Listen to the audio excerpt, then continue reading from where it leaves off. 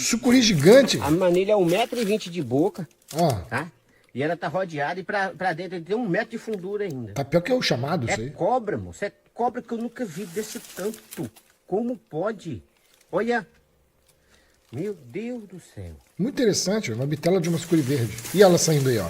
Caraca, meu irmão, o bicho é grande mesmo, hein? Olha o tamanho dessa cobra.